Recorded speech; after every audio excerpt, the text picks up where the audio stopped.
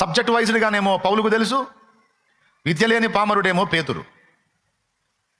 ఇశ్రాయేలుకు చెప్పాలంటే కావలసినటువంటి ధర్మశాస్త్ర సంబంధమైన సబ్జెక్టు పౌలు దగ్గర ఉంది, దానికి సంబంధించిన సబ్జెక్ట్ ఏమో పేతురు దగ్గర లేదు.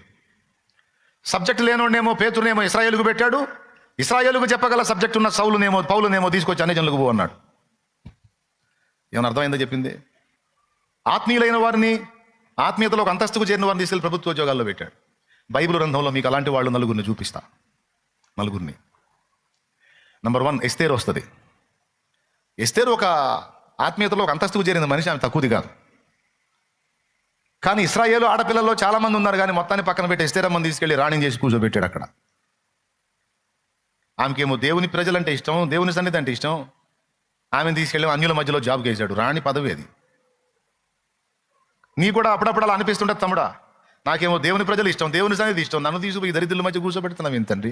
నా చుట్టూ దరిద్రులే నాయన, వాళ్ళ భాష, వాళ్ళ మాటలు, వాళ్ళ వ్యవహారం నాకు పిచ్చెక్కుతుంది నాయన, నన్ను తీసుకొచ్చి ఇక్కడ పెట్టావు నాయన, నాకు ఇది కాదు కదా ప్రభు అన్న ప్లేసు అని నువ్వు బాధపడుతుండొచ్చు. ప్రణాళిక వేరు. 4 పేర్లు చెప్తాను. 1 ఎస్తేరు, 2 యోసేపు, 3 దానియేలు, 4 నెహెమ్యా. దానియేలు రాజాస్థానంలో పదవి, యోసేపు ఐగుప్తులో పదవి, అర్థహశస్తా దగ్గర నెహెమ్యాకు పాత్రను అందించే పదవి. ఈ 4 జాబ్ హోల్డర్సే. కానీ వాళ్ళ ఆత్మీయత చూడండి. వాళ్ళ పేర్ల మీద బైబిల్లో పుస్తకాలు ఉన్నాయి, అధ్యాయాలే వాళ్ళ గురించి రాయించాడు దేవుడు. సబ్జెక్ట్ వైజ్డ్గానేమో పౌలుకు తెలుసు, విద్య లేని పామరుడేమో పేతురు. ఇశ్రాయేలుకు చెప్పాలంటే కావలసినటువంటి ధర్మశాస్త్ర సంబంధమైన సబ్జెక్టు పౌలు దగ్గర ఉంది, దానికి సంబంధించిన సబ్జెక్ట్ ఏమో పేతురు దగ్గర లేదు. సబ్జెక్ట్ లేనోడేమో పేతురునేమో ఇశ్రాయేలుకు పెట్టాడు, ఇశ్రాయేలుకు చెప్పగల సబ్జెక్ట్ ఉన్న పౌలునేమో తీసుకొచ్చి అన్ని జనులకు పో అన్నాడు. ఏమైనా అర్థమైందో చెప్పింది. అసలు ఎవరిని ఎక్కడ పెట్టాలి? ఇశ్రాయేలుకు సమాధానం చెప్పాలంటే సౌలే చెప్పాలి, పౌలే చెప్పాలి. ఎందుకు?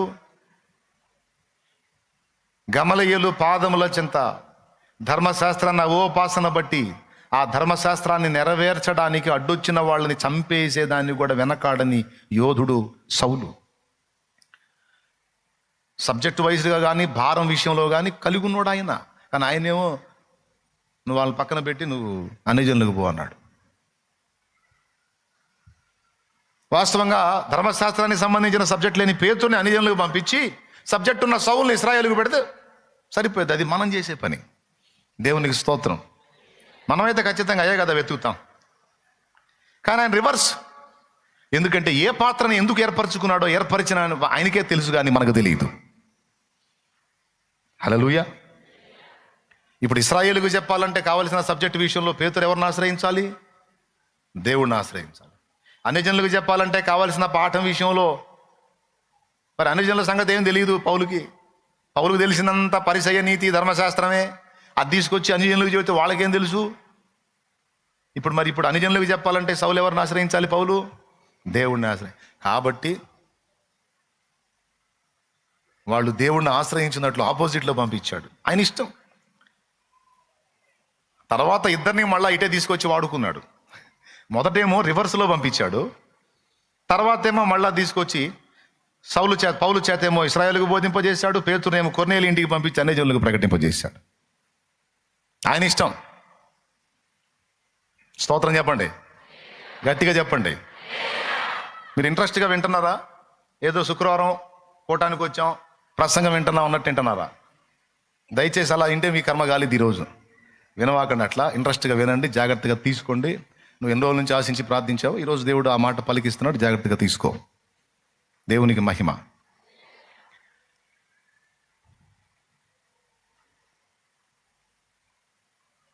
ఆత్మీయులైన వారిని, ఆత్మీయతలో ఒక అంతస్తుకు చేరిన వారిని తీసుకెళ్ళి ప్రభుత్వ ఉద్యోగాల్లో పెట్టాడు. బైబిల్ గ్రంథంలో మీకు అలాంటి వాళ్ళు నలుగురిని చూపిస్తా. నలుగురిని. నంబర్ 1 ఎస్తేరు వస్తుంది. ఎస్తేరు ఒక ఆత్మీయతలో ఒక అంతస్తుకు చేరిన మనిషి, ఆమె తక్కువది కాదు. కానీ ఇశ్రాయేలు ఆడపిల్లల్లో చాలామంది ఉన్నారు, కానీ మొత్తాన్ని పక్కన పెట్టి ఎస్తేరమ్మని తీసుకెళ్ళి రాణి చేసి కూర్చోబెట్టాడు అక్కడ. ఆమెకేమో దేవుని ప్రజలంటే ఇష్టం, దేవుని సన్నిధి అంటే ఇష్టం. ఆమెను తీసుకెళ్ళి అన్యుల మధ్యలో జాబ్కి వేసాడు. రాణి పదవి అది. నీకు కూడా అప్పుడప్పుడు అలా అనిపిస్తుంటుంది, తమ్ముడా నాకేమో దేవుని ప్రజలు ఇష్టం, దేవుని సన్నిధి ఇష్టం, నన్ను తీసుకుపోయి దరిద్రుల మధ్య కూర్చోబెడుతున్నావు ఏంటండి?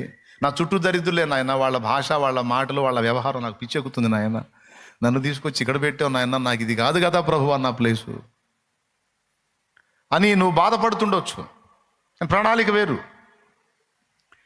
4 పేర్లు చెప్తాను. 1 ఎస్తేరు, 2 యోసేపు, 3 దానియేలు, 4 నెహెమ్యా.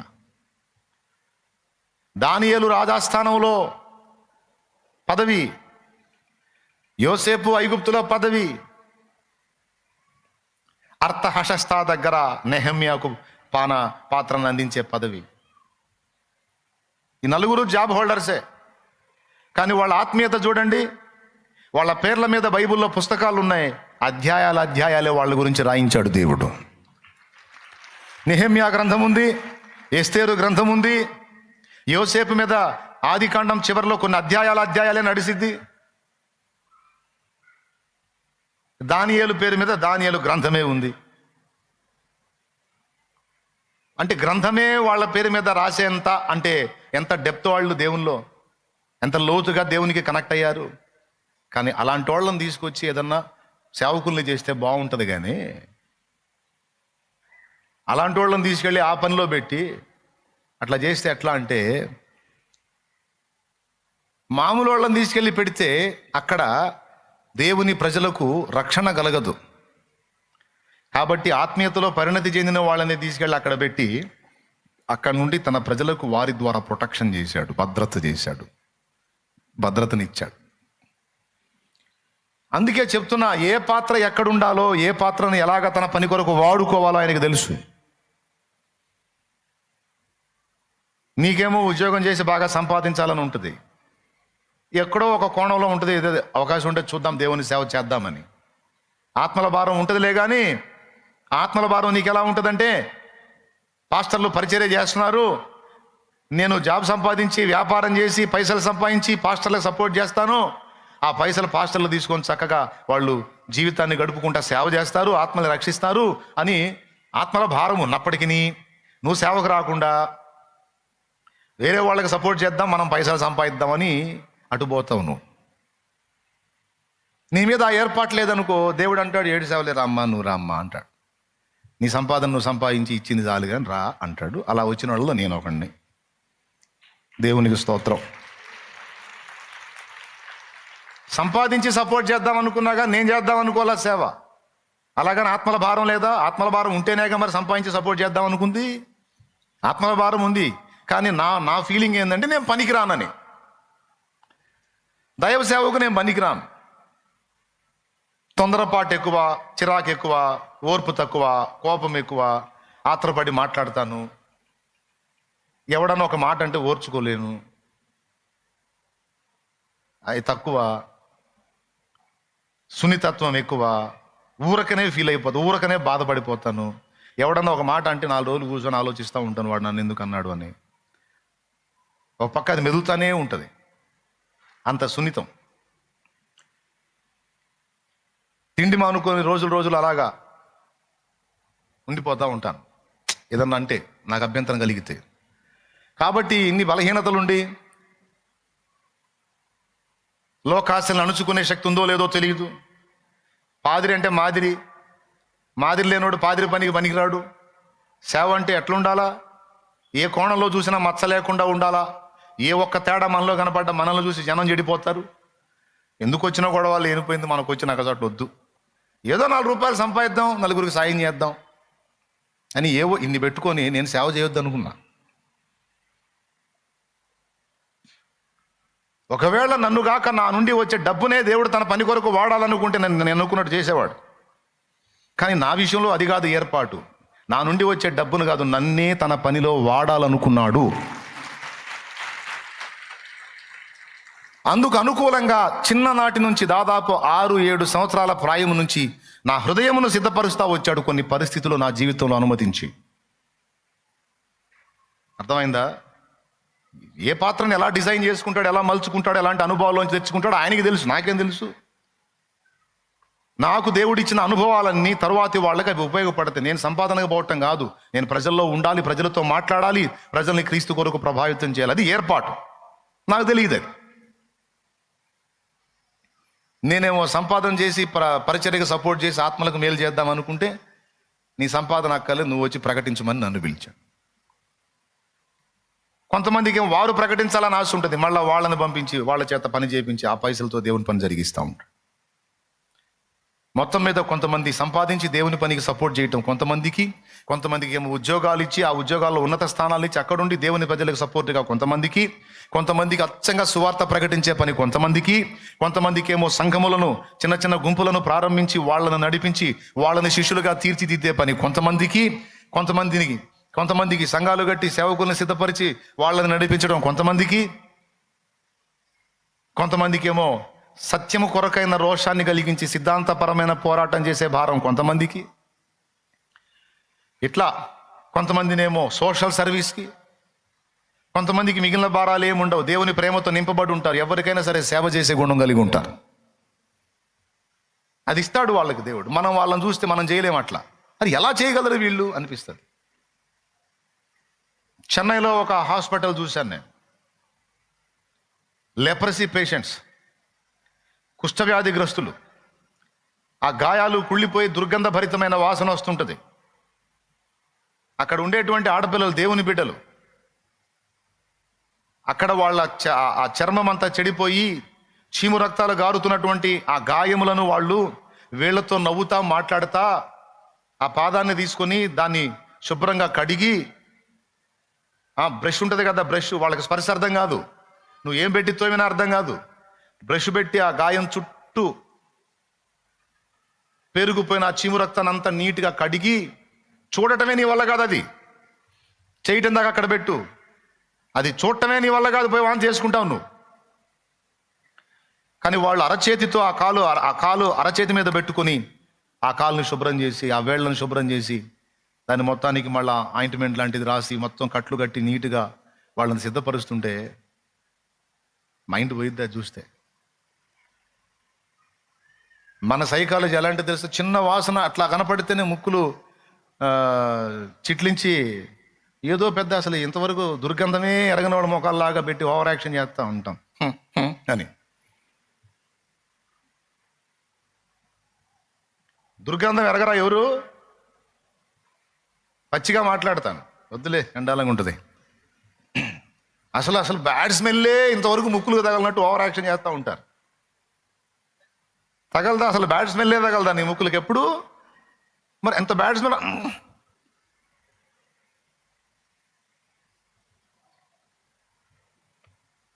తినేటప్పుడు బిర్యానీ తింటావు, ఇంకా గుర్తు చేసుకో ఇంకేందో. వాళ్ళు కన్న తల్లి కూడా చూపనంత ప్రేమ. మళ్ళీ ఎవరు? యవ్వనస్తురాలైన ఆడపిల్లలమ్మా, బంగారు తల్లులు వాళ్ళు. చిన్న వయసులు. నా కళ్ళారా చూసి నేను అబద్ధం చెప్పట్లా, అబద్ధం చేస్తే దేవుడు చూస్తాడు. వాళ్ళని మెచ్చుకోకుండా ఉండలేకపోయాను. ఏం హార్ట్ మా మీది. తమిళ్ మాట్లాడతారు. సేవ కుష్ఠరోగుల కుష్ఠపుళ్ళు కడిగి చీము రక్తాలు కడిగి అక్కడ పేరుకుపోయిన అది ఎండిపోయి ఉంటుంది, ఆ బ్లడ్ ఆ చీము వచ్చి మొత్తం క్లీన్గా కడిగి మందేసి కట్టుకట్టి నీట్గా రెడీ చేసేస్తారు. వాళ్ళు మాట్లాడతా, మళ్ళీ వాళ్ళని నవ్విస్తా, వాళ్ళతో నవ్వుతా మాట్లాడతా, మళ్ళీ మొఖాలు ఎట్లా పెట్టుకుంటే కాళ్ళే దరిద్రుడు శుభ్రం చేసి కళ్ళు పోయి చూసుకోవా ఏందిదే అనరు. ఒక్క అమ్మాయి దగ్గర కూడా నేను చూడాలి.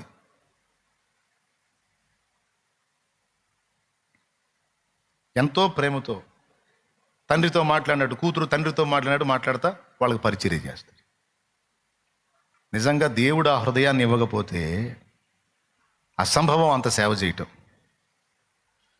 మదర్ తెరీసా ప్రపంచం అంతటి చేత నాన్న అనిపించుకున్న ఒక మనుషుణ్ణి మనం చూడలేము, కానీ ప్రపంచం అంతటి చేత అమ్మ అని పిలిపించుకున్న ఒక స్త్రీని మాత్రం మనం చూడగలం. ఆమె మదర్ తెరీసా. మదర్ అమ్మ అనిపించుకున్నా. కలరా భయంకరంగా ప్రబలినటువంటి దినాలలో పిట్టలు రాలట్టు రాలిపోతున్నారు. వాంతులు విరోచనాలు చూస్తానే చచ్చిపోతారు మనుషులు. కొంతమందిని తీసుకెళ్ళి పూడ్చిపెట్టి వస్తే మళ్ళీ కొంతమంది శవాలు లెగుస్తూ ఉంటాయి. కలరా భయంకరంగా ప్రబలి ఈ కరోనా కంటే తీవ్రంగా చచ్చిపోయారు అప్పుడు. అలాంటి సమయంలో సొంత ఫ్యామిలీ మెంబర్సే కలరా వచ్చిందని, కుటుంబ సభ్యులకు కలరా వస్తే మొన్న కరోనా వాళ్ళని ఐసోలేట్ చేశారు కదా, అట్లాగా ఫ్యామిలీ మెంబర్స్ కలరా వచ్చిన వాడిని ఇంట్లోంచి బయటకు పెట్టి ఒక డేరా లాంటిది వేసి అందులో వీడిని పడేసి ప్లేట్లో ఆహారం పెట్టి వాడికి ఓపిక ఉంటే తింటాం, లేకపోతే చచ్చిపోవటమే అక్కడ. కర్రతో నెట్టే పరిస్థితి. అలాంటి వాళ్ళ దగ్గరికి వెళ్ళి వాళ్ళకి శుభ్రం చేసి వాళ్ళు కక్కితే ఆ కక్కింది పట్టి మదర్ తెరిసా సేవ మీరు పరిశీలించి చూడండి. కొంతమంది దౌర్భాగ్యులు ఆమె గురించి కూడా దుర్మార్గంగా మాట్లాడే నీచులను చూశాను నేను. మత ఉన్మాదం పీక్ స్టేజ్కి వెళ్ళి ఆ మహాతల్లిని కూడా దుర్మార్గంగా మాట్లాడినటువంటి నీచులను చూశాను. వాడి బతుకంతా అంతే. ఎంత పరిచర్య చేసిందో ఆమె, లైఫ్ను అలాగా అప్పచెప్పేసింది. పెళ్ళి గిళ్ళి ఏం లేదు.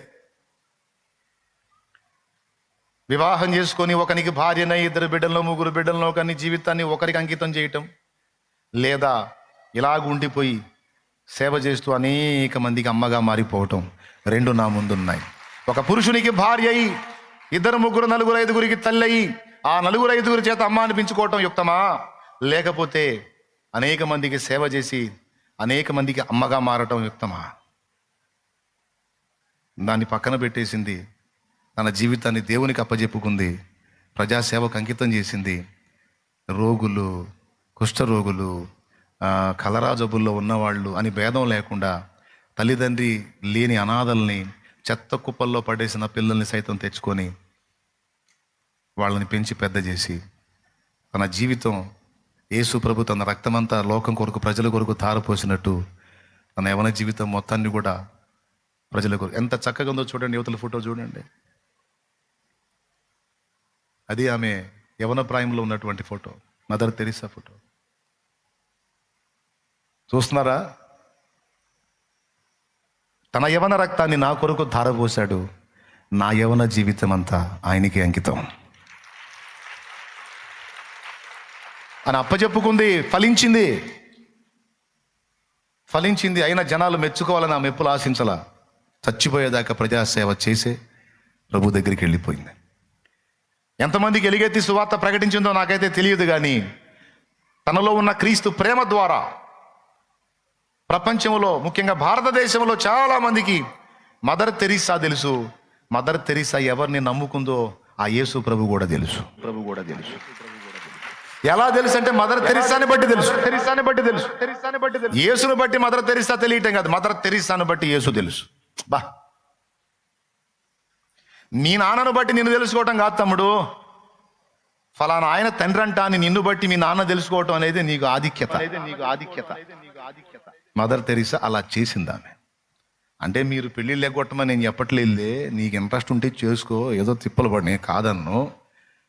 లేదు, నేను కంప్లీట్గా దేవుని కొరకు ఫలించాలి, నాకు ఆలోచనే లేదు, ఫస్ట్ నుంచి కూడా నేను ఇలాగనే ఈ క్రమంలో వచ్చాను, ఇక నా లైఫ్ దేవుని పనికి అంకితం అంటే, ఒకవేళ ఆ ఏర్పాట్లో నువ్వు ఉంటే, నిన్ను ఆ విధంగా దేవుడు పిలిచుంటే, ఆ విషయంలో నీకు స్పష్టత ఉంటే, దాన్ని నెరవేర్చడానికి ఇక తడవు చెయ్యవద్దు.